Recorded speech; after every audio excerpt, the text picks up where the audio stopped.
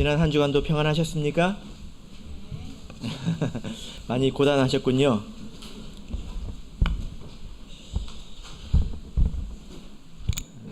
오늘 안식일에 우리 마음을 다해서 하나님께 경배하고 또 말씀을 듣는 시간이 되기를 바랍니다. 예수 그리스도 이름으로 하나님 말씀 증거하겠습니다. 오늘은 기본신앙 7번째 성찬례에 대한 우리의 믿음 시간입니다. 받으신 자료를 참고하셔서 말씀을 듣도록 하겠습니다. 자, 먼저 성찬례에 대한 우리의 신앙 전문을 같이 읽어보도록 하겠습니다. 전문 읽겠습니다. 시작. 성찬례는 주의 죽으심을 기념하며 주의 살과 피에 동참하여 주와 연합하고 영생을 받으며 마지막 날에는 부활하는 성례임을 믿는다. 이 성례는 필요할 때마다 거행하며 반드시 한 개의 누룩 없는 떡과 포도즙으로 거행한다. 아멘. 예. 여기 또 오타가 있네요. 주와 연합하고입니다. 자, 오늘은 성찬례에 대해서 우리가 배워보도록 하겠습니다. 우리가 영은회 때마다 성찬을 행하고 또 말씀을 듣지 않습니까? 그래도 오늘은 또 다시 한번 새롭게 배워보도록 하겠습니다. 먼저 성찬례의 기원, 성찬례가 어디서 시작된 것인가 우리가 생각을 해보도록 하겠습니다. 자, 교재 누가복음 22장 15절 같이 읽겠습니다. 누가복음 22장 15절 읽겠습니다. 시작. 이르시되 내가 고난을 받기 전에 너희와 함께 이 유월절 먹기를 원하고 원하였노라. 예. 성찬에 대해서 이미 말씀을 들으셨기 때문에 떡을 먹고 또 포도즙을 먹는 것이다. 이것은 우리 성도님들께서 아실 것입니다.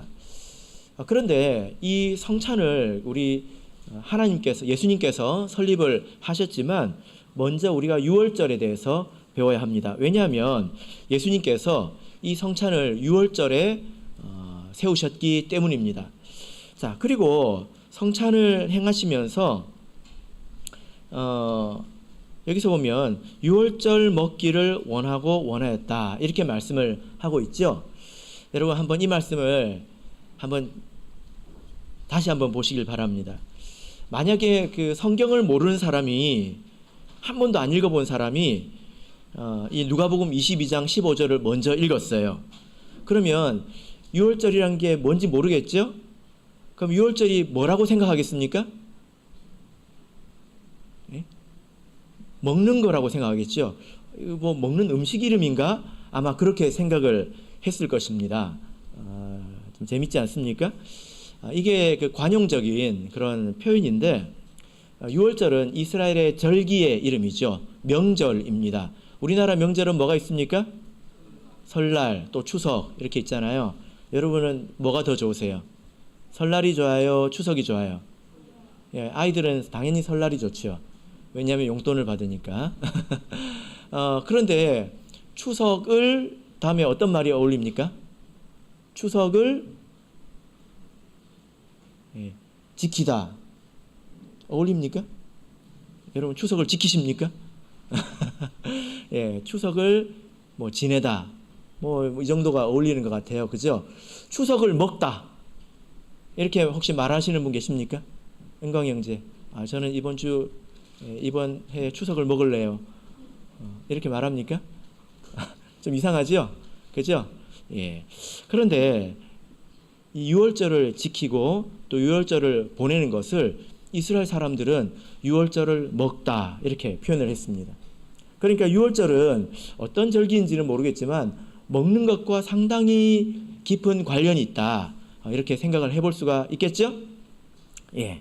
그래서 유월절과 또 성찬은 먹는 것과 관련이 큽니다. 자, 그러면 우리가 먼저 유월절에 대해서 한번 다시 또 되새겨 보도록 하겠습니다. 자, 동그라미 1번을 보면 유월절 이렇게 있죠. 그 옆에 보면 한자를 적었습니다. 사실 저는 한자를 잘 모르는데요. 찾아서 적었습니다. 이 한자의 뜻이 무엇입니까? 예, 넘어간다 이 뜻이죠. 넘을 유, 넘을 월 해가지고 넘어간다 이 뜻입니다. 그래서 영어로는 뭐라고 되어 있습니까? 패스오버. 이게 패스하면 패스 지나간다는 거잖아요. 오버는 뭡니까? 넘어서. 넘어서 지나간다. 이런 뜻입니다. 자, 그래서 이 말씀이 구약 성경을 보면 이 내용이 출애굽기 12장에 있고 신명기 16장에 유월절에 관한 말씀이 있는데 민수기 9장에도 있고 또 여호수아 5장에도 이 유월절에 관한 내용이 있습니다. 이것은 참고해 보시길 바랍니다. 자, 그러면 우리 출애굽기 11장을 펴보겠습니다. 유월절에 대해서 간단히 살펴보도록 하겠습니다. 유월절에 관한 말씀 출애굽기 11장 5절입니다. 11장 5절 6절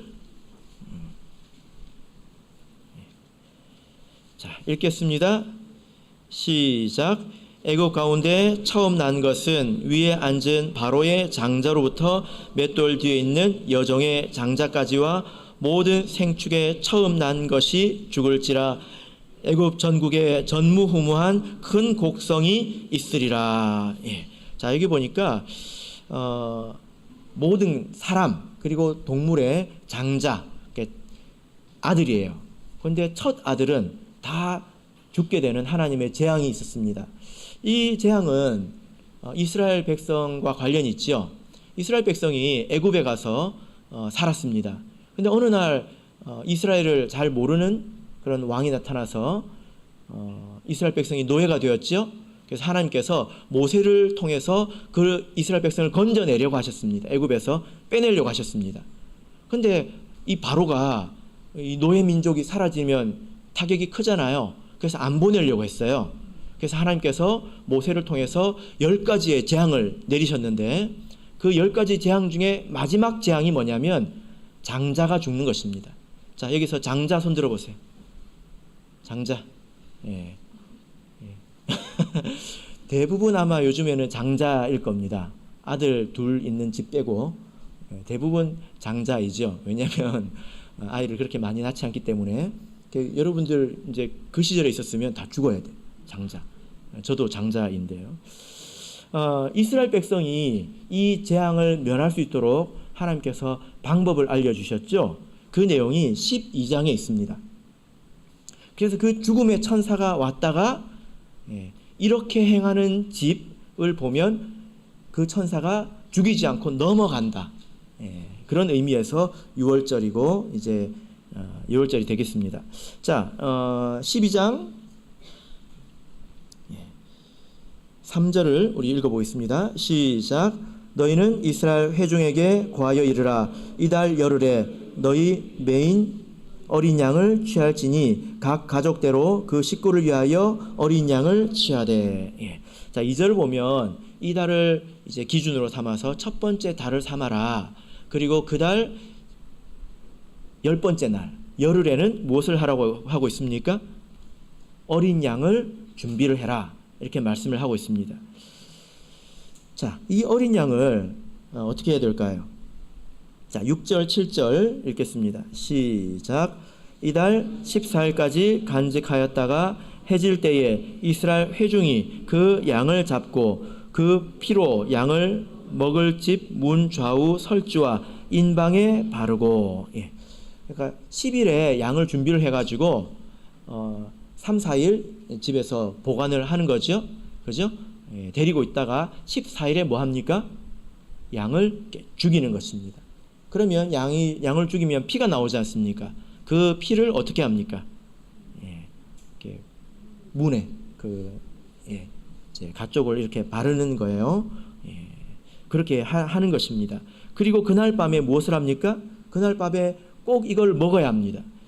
자, 8절 읽겠습니다. 시작.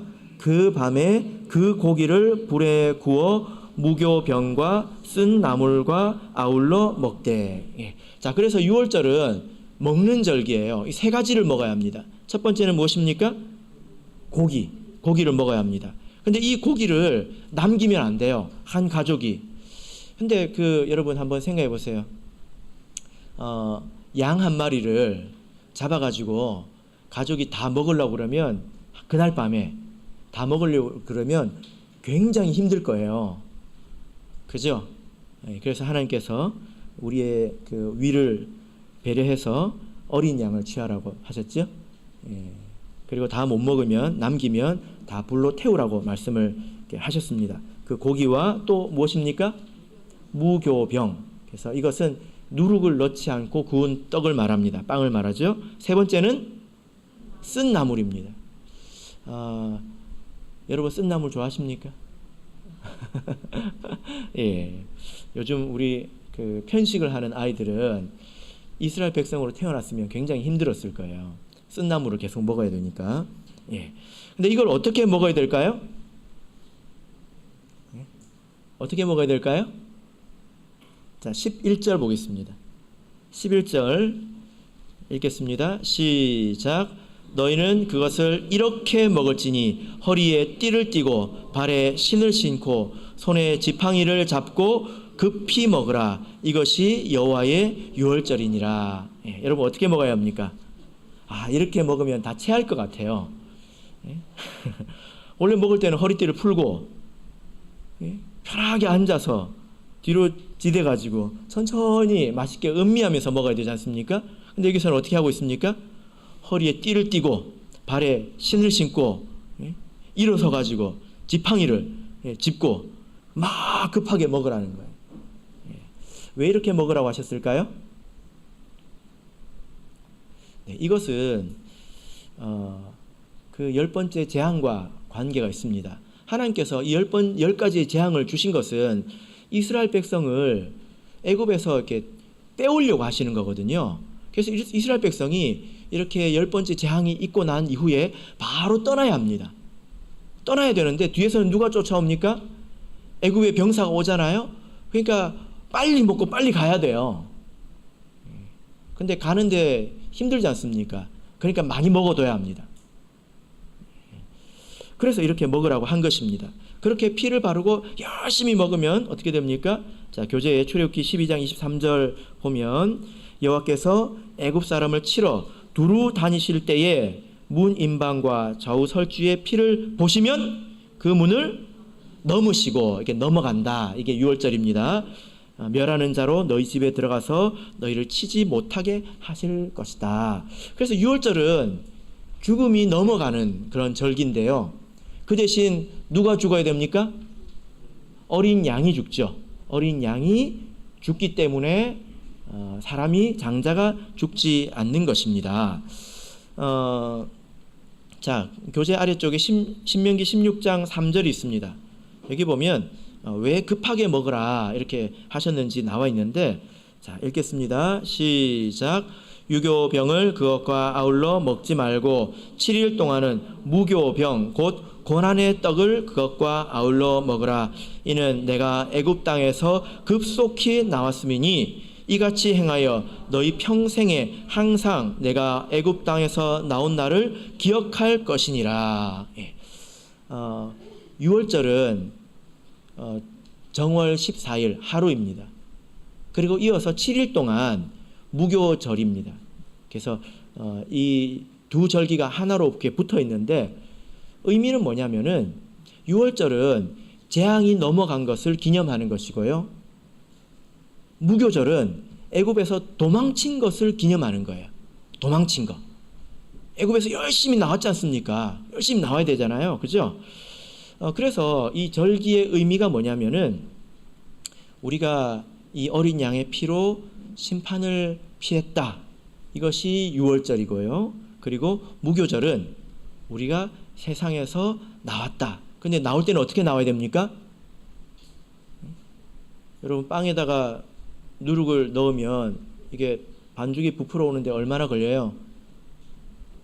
요즘에 기술이 좋아가지고 뭐 30분이면 제법 이렇게 발효가 됩니다. 옛날에는 얼마나 걸렸을까요?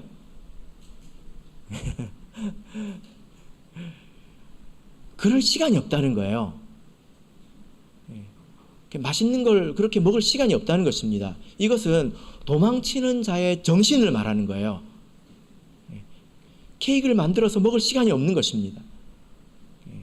우리가 세상에서 빠져나온 사람들은 이렇게 급하게 이렇게 누릴 것을 포기하면서 급하게 나왔다는 것을 기억하라고 무교절을 지키게 하신 것입니다. 그래서 이 유월절과 무교절은 사실은 하나의 그 세트입니다. 이것이 우리에게 교훈이 되죠. 그죠? 이것은 우리의 정신에 관한 것입니다. 근데 이 유월절에 이스라엘 백성이 매년 이 유월절을 지켰는데 이 유월절에 예수님께서 성찬을 세우시면서 이 유월절 먹기를 원했다. 이렇게 말씀을 하셨습니다. 자, 동그라미 2번을 보시면 예수께서 유월절을 어떻게 하셨다? 새롭게 하셨다. 이렇게 말씀을 하고 있습니다. 자, 골로새서 2장 16절 같이 읽겠습니다. 골로새서 2장 16절 읽겠습니다. 시작. 그러므로 먹고 마시는 것과 절기나 월삭이나 안식일을 인하여 누구든지 너희를 편론하지 못하게 하라. 이것들은 장래일의 그림자이나 몸은 그리스도의 것이니라. 자, 여기 보면 구약에 있는 먹고 마시는 것, 여러 가지 규례, 또 절기, 또 뭐 이런 것들이 장래일의 그림자이다. 그러나 몸, 실체는 그리스도이다. 이렇게 말씀을 하고 있습니다. 자, 여러분, 제가 칠판에 있으면 그림을 그렸을 텐데 제가 말로 할 테니까 여러분 머릿속에 있는 칠판에다가 그림을 한번 그려보세요. 어떤 건물이 있습니다. 근데 그 건물 뒤편에 사람이 있어요. 이 사람은 안 보이죠? 그죠? 이 사람이 건물 밖으로 점점 나오고 있습니다. 근데 마침 그 뒤에 해가 떠 있어가지고 그 사람의 그림자가 건물 뒤쪽으로 쭉 이렇게 나와 있어요. 그죠? 그러면 그 과정을 한번 생각해 보세요. 그림자가 점점 길어집니다. 그럼 그림자를 보고 저 사람이 도대체 어떤 사람일까? 배가 많이 나왔을까? 머리는 길까? 남자일까? 여자일까? 이런 생각을 해보겠죠? 그죠? 그림자가 나와서 다 나오고 이제 뭐가 나옵니까? 그 사람이 딱 나왔어요. 실체가 나왔단 말이에요.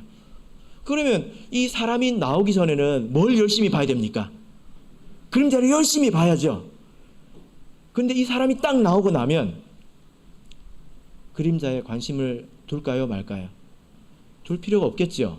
그죠? 이런 이야기입니다. 구약 시대에 여러 가지 이런 그 규례나 이런 것들은 예수님께서 가져오시는 것들, 예수님께서 하시는 말씀들, 교훈과 어떤 영적인 것들, 이것들을 그림자처럼 보여주는 거예요. 그래서 이것이 명확하지가 않습니다. 그러나 실체가 오기 전에는 눈에 보이는 유일한 것들이죠. 그러니까 아주 귀한 것입니다. 그런데 실체가 오고 나면 그래도 계속 그림자만 쳐다보고 있으면 이상한 거죠. 그죠? 자, 그래서 이런 것들은 예수님의 그림자이다. 실체는 그리스도이다. 이렇게 말씀을 하고 있습니다. 자, 그러니까 예를 들어보자면 이런 것입니다. 그래서 그림자를 예표한다. 뭐 이런 표현을 교회에서 종종 쓰죠. 그래서 여러분들께서 그런 걸 이렇게 알고 있어야 합니다. 예표한다. 이렇게 말씀을 하지 않습니까? 구약에 보면 사람이 죄를 지면 어떻게 해야 합니까? 어떻게 해야 됩니까? 동물을 잡아서 속죄의 제사를 드려야 합니다. 이것은 그림자예요. 이것이 실체가 아닙니다. 그럼 실체는 무엇입니까? 예수님께서 자기의 보혈로 사람들의 죄를 씻는 것을 미리 보여주는 것입니다. 그래서 사람들이 그림자를 보고 뭐가 대신 죽어야 우리 죄가 사해지는구나, 이런 개념에 익숙해지는 거예요. 그런 것 없이 예수님께서 어느 날 와서 죽으시면 왜 죽으셨지? 왜 죽으셨지? 그럴 거 아닙니까? 그래서 그림자를 통해서 누군가가, 무엇인가가 내 죄를 대신해서 죽어야 되는구나, 이거에 익숙해진단 말이에요. 근데 생각해보면 이상한 게 많습니다. 동물이 사람을 대신해서 죽을 수 있습니까? 안 되잖아요. 하나님은 동물의 피를 좋아하십니까? 그것도 아니에요. 그러니까 이상한 점이 많습니다. 그래서 실체가 오고 나면 하고 이해가 되는 거예요. 그랬구나 하고 이해가 되는 것입니다. 그래서 구약의 제사는 예수님의 십자가를 예표합니다. 혹은 세례를 예표합니다. 이렇게 표현할 수가 있어요. 그죠? 예. 자, 그래서 예수님께서 이 유월절이라고 하는 것은 그림자인데 이것의 실체를 보여주셨다. 이것이 곧 성찬이다라는 것입니다. 자, 밑에 옆에 질문 있죠? Q 해가지고 어떤 사람들은 들어보셨나요? 유월절을 지켜야 된다 이렇게 말하는 사람 들어보셨습니까? 네, 그렇게 주장하는 사람들이 종종 있습니다. 뭐라고 얘기하냐면 성경을 찾아가지고 봐라, 이것은 너희가 대대로 영영이 지켜야 될 규례라고 하지 않았냐. 영원이라고 하는 것은 계속이잖아요. 그죠? 네, 그러면 유월절 지키십니까? 이렇게 물어보면 당황하는 것입니다. 여러분들은 별로 당황하지 않네. 그럼 우리가 뭐라고 생각하면 될까요? 뭐라고 대답하면 될까요? 그러면 구약에서 영원한 규례라고 하는 것을 모두 지켜야 될까요? 이렇게 물어보면 됩니다. 제가 밑에 참고 구절을 이렇게 적었는데 성경에서 영원한 규례, 영원히 지키라 많이 있습니다. 구약에. 그 가운데 우리가 죽어도 지킬 수 없는 것들이 있어요. 왜 그럴까요?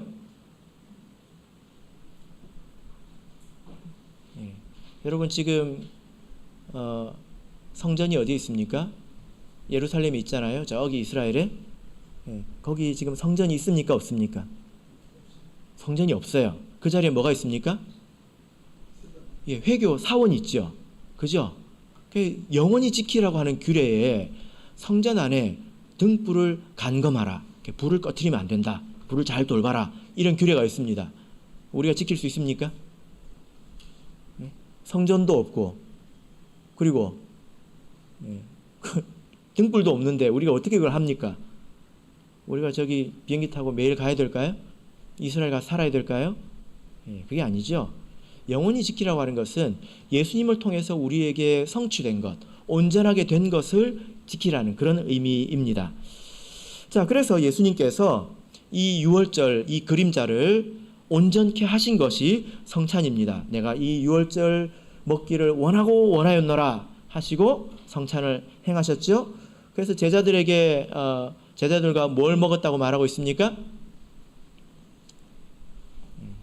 쓴 나물 먹었습니까? 성경은 거기에 대해서 말하지 않습니다.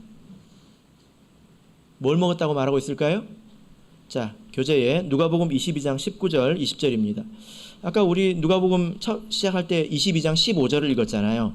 내가 유월절 먹자고 그렇게 내가 원했다. 그래가지고 뭐라고 하고 있습니까?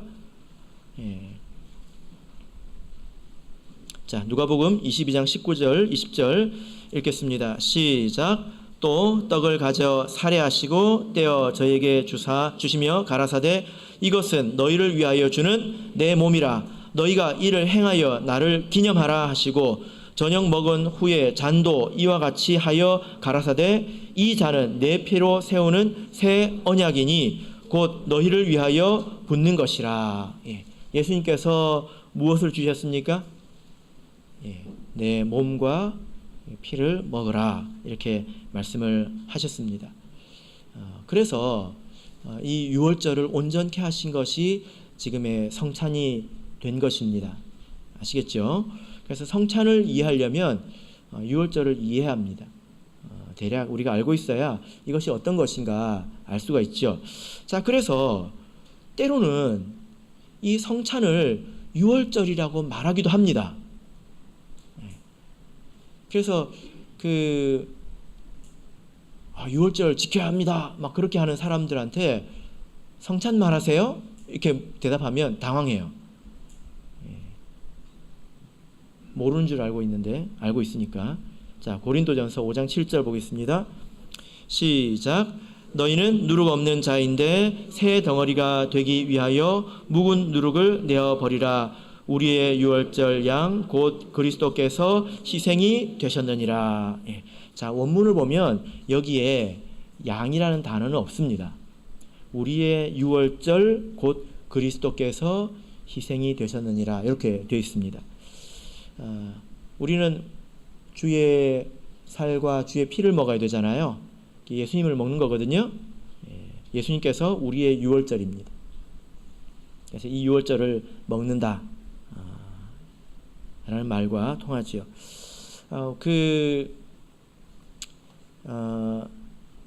우리 그 청년들이 부르는 찬양 중에 예수님을 그 유월절 어린 양이라고 부르는데 맞을까요? 예수님이 유월절 어린 양일까요? 요한복음 1장을 보겠습니다. 요한복음 1장 29절입니다.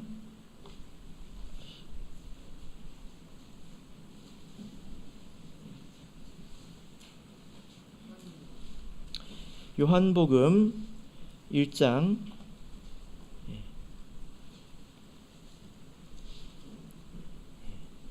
같이 읽겠습니다. 시작. 이튿날 요한이 예수께서 자기에게 나아오심을 보고 가로되 보라 세상 죄를 지고 가는 하나님의 어린 양이로다. 뭐라고 부르고 있습니까? 하나님의 어린 양이죠. 그래서 예수님은 성경적인 표현으로 보자면 우리의 유월절이 되시고 또 하나님의 어린 양이 되십니다. 그래서 그 사도교회 성도들은 예수님의 이런 명령을 따라서 이제 성찬을 행했지요. 그래서 교재 동그라미 3번을 보시면 사도교회가 성찬을 행했습니다. 이 성찬이라는 이 표현은 그 성경에 없습니다. 성경에 성찬 이렇게 검색을 해보면 성경에 그런 단어는 나오지 않습니다. 그런데 성찬을 뭐라고 부르고 있냐면 우리의 유월절 이런 표현이 나오고요. 혹은 주의 만찬 이렇게 부르기도 합니다. 또 가장 많이 나오는 표현은 뭐냐면은 떡을 떼다 라는 말로 성찬을 표현합니다. 자, 그래서 우리 사도행전 2장 46절 교재 있습니다. 사도행전 2장 46절 자 읽겠습니다. 시작. 날마다 마음을 같이하여 성전에 모이기를 힘쓰고 집에서 떡을 떼며 기쁨과 순전한 마음으로 음식을 먹고 자 여기서 떡을 떼며 이것은 성찬을 말합니다. 이게 관용적인 표현이에요. 자 고린도전서 11장 20절 21절을 보면 그런즉 너희가 함께 모여 주의 만찬을 먹을 수 없으니 너희들은 성찬을 행할 자격이 없다. 이렇게 말하고 있죠. 성찬을 주의 만찬이라고 말하고 있습니다. 자 그래서 보면 우리 그 사도 시대의 성도들은 성찬을 굉장히 자주 행한 것을 볼 수가 있습니다. 성찬을 행했을 뿐만이 아니라 자주 행했다는 거예요. 사도행전 2장 46절을 보면 날마다 라고 표현하고 있고 고린도전서 11장 이 내용을 보면 그들이 교회에서 밥을 먹을 때마다 아마도 이렇게 성찬을 행한 것이 아닌가 이렇게 예상을 해볼 수가 있습니다. 이제 뭐 이런 질문을 받습니다. 우리가 성찬을 행할 때 유월절에 행해야 된다. 유월절이 이스라엘 종교력으로 니산월 해가지고 정월인데 지금 우리 양력으로 따지자면 3월, 4월 정도 됩니다.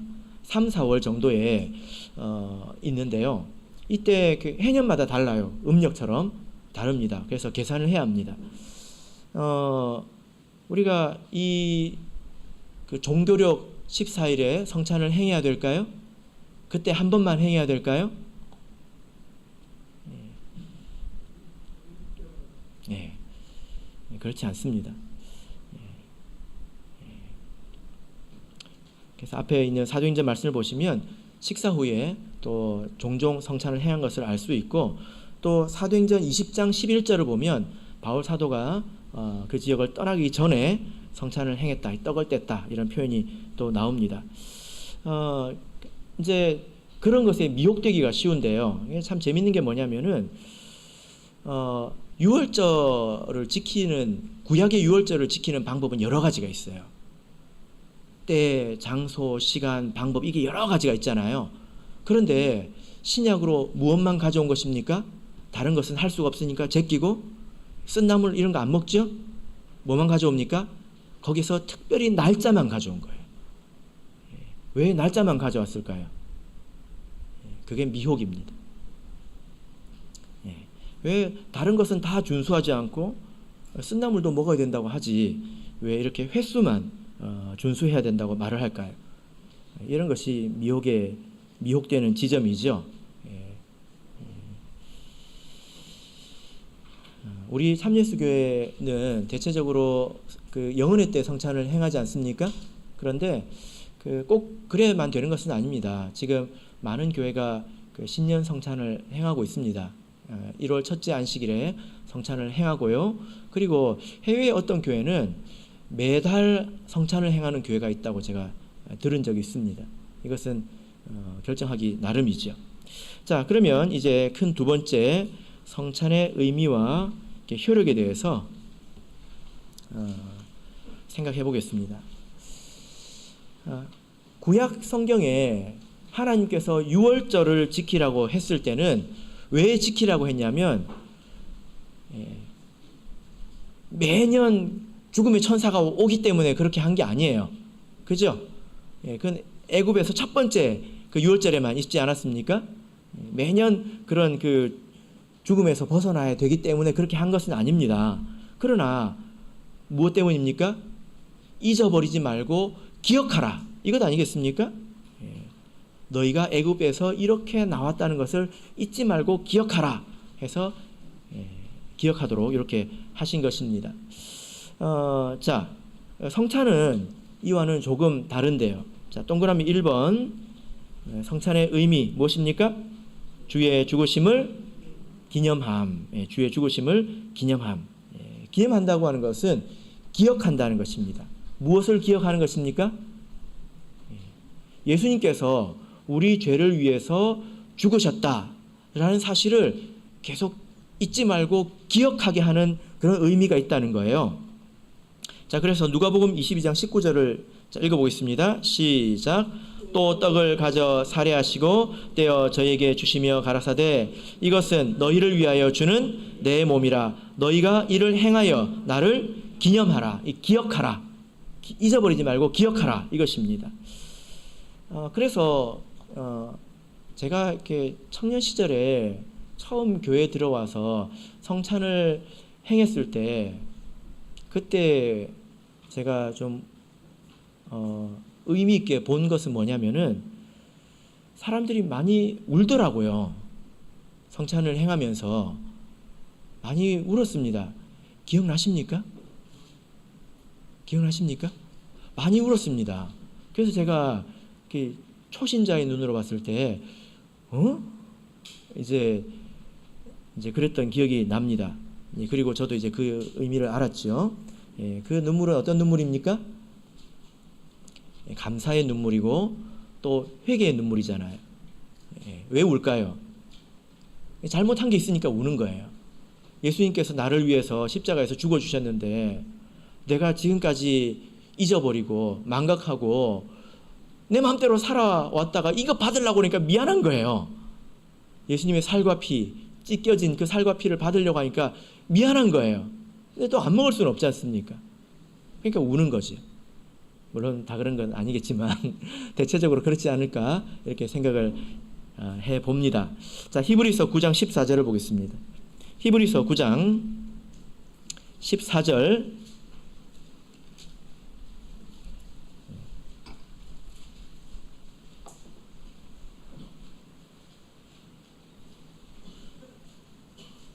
히브리서 9장 14절 자, 같이 읽겠습니다. 시작. 하물며 영원하신 성령으로 말미암아 흠없는 자기를 하나님께 드린 그리스도의 피가 어찌 너희 양심으로 죽은 행실에서 깨끗하게 하고 살아계신 하나님을 섬기게 못하겠느뇨. 자, 여기서 보면 예수님의 피가 무엇을 깨끗하게 한다고 말하고 있습니까? 우리 양심을 깨끗하게 한다 이렇게 말하고 있습니다. 그러니까 예수님의 그 보혈을 생각할 때 내가 찔린다는 거예요.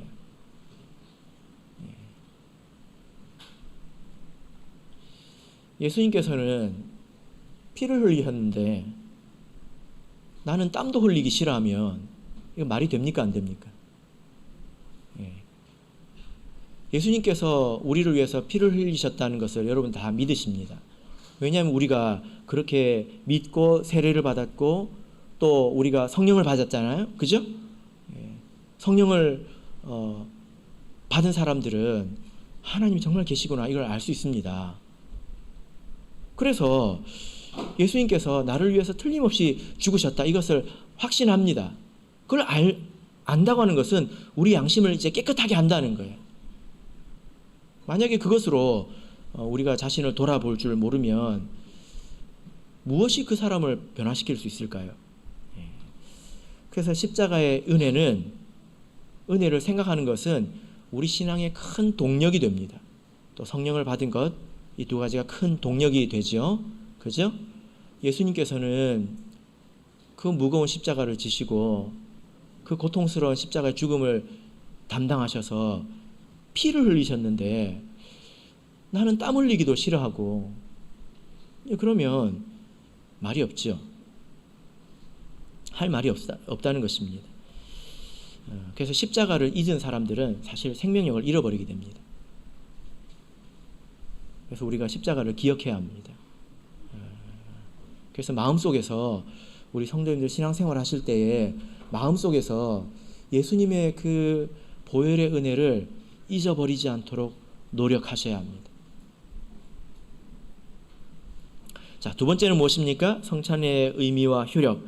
이것은 이 주의 죽으심을 기념하는 것은 구약 성경의 유월절과 같죠. 양이 죽었다. 그래서 너희들이 나오지 않았냐? 이것을 기억하는 거죠. 기념하는 거죠. 자, 그런데 성찬은 그 이상의 의미가 있습니다. 왜냐하면 실체이기 때문이에요. 그림자가 아니라 실체이기 때문에. 자, 두 번째 동그라미 2번은 무엇입니까? 주의 살과 피를 먹고 마시는 것입니다. 그래서 고린도전서 10장 16절을 보면 우리가 축복하는 이 잔, 감사하고 축사하는 이 잔은 그리스도의 피에 참여하는 것이고 떡을 떼는 것은 몸에 참여하는 것이다. 자, 요한복음 6장 54절 읽겠습니다.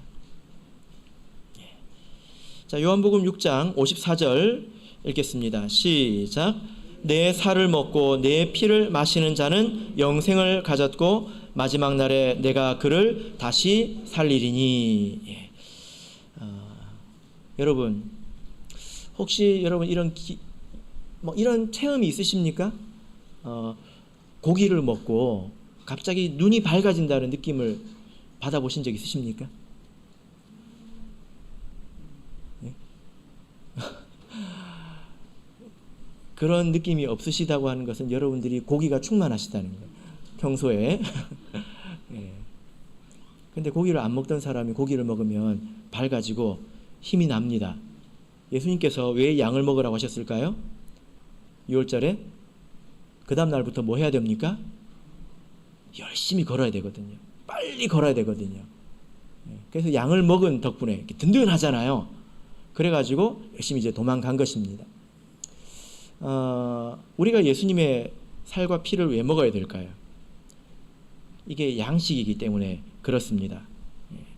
요한복음 6장을 우리가 읽었는데 여러분 요한복음 6장에서 예수님께서 이 자기의 살과 피를 먹으라고 하시기 전에 하나의 이적을 행하셨거든요. 어떤 이적을 행하셨을까요? 자, 요한복음 6장 성경을 펴겠습니다. 요한복음 6장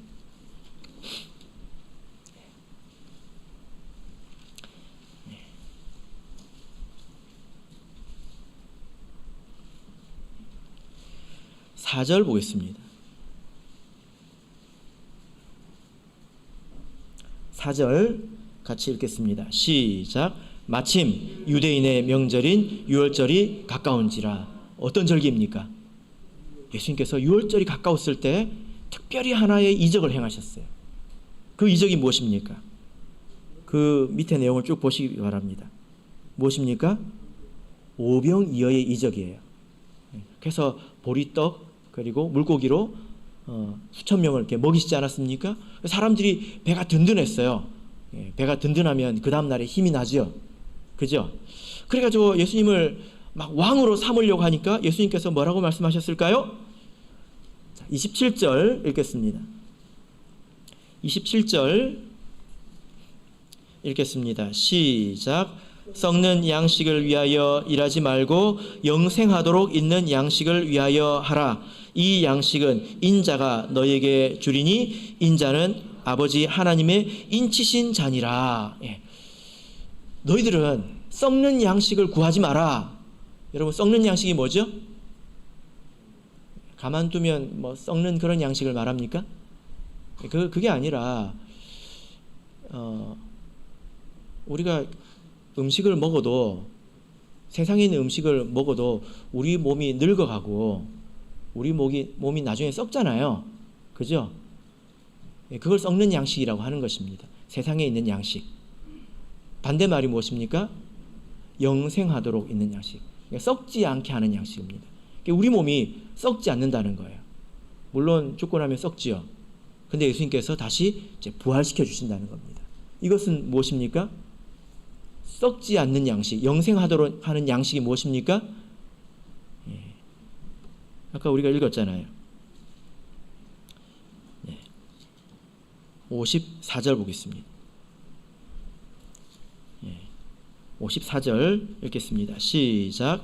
내 살을 먹고 내 피를 마시는 자는 영생을 가졌고 마지막 날에 내가 그를 다시 살리리니.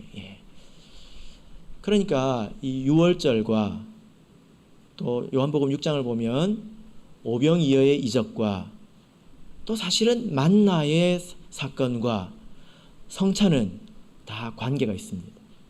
먹는 것이지요. 그 모든 것의 실체는 무엇입니까? 성찬입니다.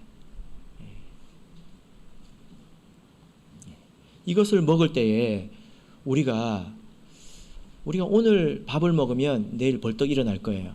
그래서 성찬을 먹으면 죽었다가 벌떡 일어난다는 거예요. 예수님께서 부활시켜 주신다는 것입니다.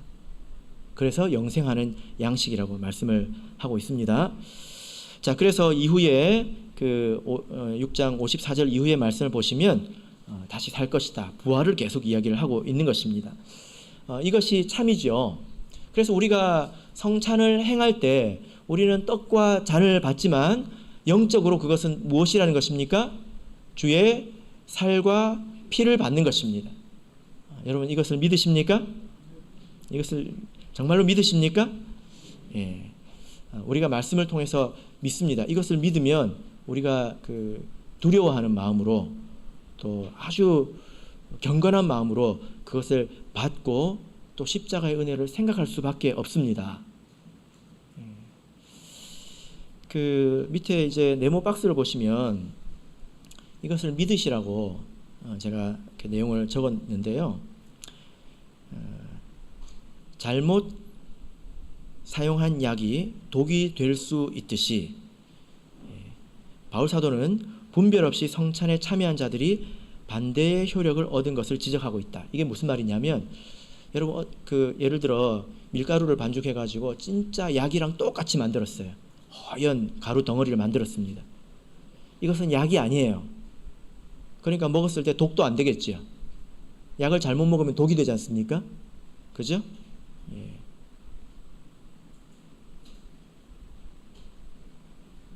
배탈이 났는데 설사약을 안 먹고 지사제를 먹으면 어떻게 되죠? 상상하기도 힘듭니다. 제가 말을 방금 맞게 했는지 모르겠는데 무슨 말인지는 다 이해하셨지요? 그죠? 예. 막 나오는데 막 나오게 하는 약을 먹으면 어떻게 되냐고요. 예. 약이 독이 되는 것입니다. 그래서 독이 되는 것은 약이라는 의미이기도 합니다. 성경에 보면 고린도전서 11장 27절에 30절 보면 30절 먼저 보시기 바랍니다. 이러므로 교재에 있습니다. 이러므로 너희 중에 약한 자와 병든 자가 많고 잠자는 자도 적지 않다. 이러므로 성도들이 바울 사도가 고린도 교회를 봤을 때 약하고 병들고 잠자는 자도 적지 않다는 거예요. 이건 영육간에 병이 들었다는 것입니다. 봤을 때. 그런데 바울 사도가 딱 봤을 때는요, 이유가 있다는 거예요. 그 이유가 무엇입니까? 그 이유가 무엇입니까? 이러므로. 그냥 앞부분을 봐야 되겠죠. 예, 무엇입니까? 27절부터 읽겠습니다. 시작. 그러므로 누구든지 주의 떡이나 잔을 합당치 않게 먹고 마시는 자는 주의 몸과 피를 범하는 죄가 있느니라. 사람이 자기를 살피고 그 후에야 이 떡을 먹고 이 잔을 마실지니 주의 몸을 분변치 못하고 먹고 마시는 자는 자기의 죄를 먹고 마시는 것이니라. 예. 자, 여러분 보세요. 여기서는 떡과 잔을 줍니다. 그럼 이것은 축사할 때 뭐가 되죠? 주의 살과 피가 됩니다. 근데 모든 사람에게 주의 살과 피는 아니에요. 자기를 살피지 않는 사람에게는 그게 뭐가 됩니까? 입에 들어가는 게 뭐예요? 자기의 죄를 먹는 거예요. 이 사람은 사실은 주의 살을 먹은 게 아니에요. 뭘 먹은 것입니까? 자기의 죄를 먹은 거예요. 성찬할 때. 그래서 우리가 성찬례를 할 때 우리 모든 성도님들이 주의 살과 피에 동참하는 것이 돼야지, 어떤 일부의 사람들이 자기의 죄를 먹고 마시는 일이 되면 곤란하겠죠? 그 결과 어떤 일이 생겼습니까? 약하고 병들었다는 것입니다. 그래서 바울 사도는 교회 성도들의 이런 영육 간의 문제를 보고 진단했을 때 바울 사도는 알았습니다. 성찬의 문제라는 걸 알았습니다. 이 사람들이 주의 살과 피를 먹은 게 아니라 무엇을 먹고 마신 것입니까? 자기의 죄를 먹고 마신 거라는 거예요. 그래서 성찬을 먹고 이런 문제가 생길 수 있다는 것을 통해서 보자면 이것은 참으로 영적인 효력이 있는 양식이기도 하다, 이렇게 생각해 볼 수가 있다는 것입니다. 그래서 우리 교회에도 이런 경험들이 있는데, 제가 말씀드린 기억이 납니다. 한 번 더 들어보십시오. 어떤 교회에서 제가 그 영은회 때 영은회를 아주 은혜롭게 마쳤습니다. 근데 영은회를 은혜롭게 이제 마치고 그 후에 많은 집이 성도들이 아팠어요. 근데 그 소식들을 제가 다 듣지 않습니까? 뭐 새벽 기도를 갑자기 못 나오고 예배를 못 나오고, 그러면 제가 알게 되니까 또 기도 부탁이 올라오고, 그래서 제가 그때 아주 이상하게 생각을 했어요. 너무 이상하더라고요. 왜 이렇게 많이 아픈가? 그때 시윤이도 눈에 다래끼가 났습니다. 그랬어요. 그런 적이 없었거든요. 그런 식으로 아픈 거예요. 뭐 심한 이렇게 암에 걸리고 그런 건 없었습니다. 근데 이제 그런 식으로 아픈 거예요. 근데 나중에 제가 이야기 들은 것은 뭐냐면은, 성찬을 행하고 영은회 마치고 어떤 분이 청소할 때 밑에 성찬 떡 조각을 발견했습니다.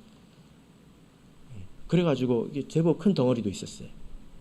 그래가지고 그걸 들고 이걸 어떻게 해야 하지 하고 집사님한테 물어보니까 그 집사님이 그 말이 끝나기도 전에 이렇게 먹었어요. 이렇게 두면 안 된다는 거죠. 근데 밑에 어떻게 해결할 수 없는 부스러기들이 있어가지고 청소를 하면서 이래도 되나 하면서 청소를 했대. 그래서 그때 있었던 분들은 대부분 공감했습니다. 주의 살과 피를 너무 가볍게 대해서 이런 책망을 받은 것이다.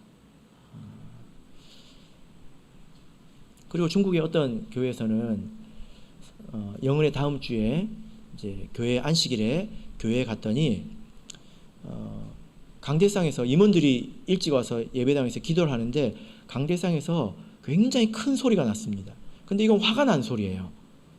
그래가지고 가봤더니 지난주에 했던 성찬 떡과 잔이 정리가 되지 않고 그 자리에 썩어서 있더라는 거예요.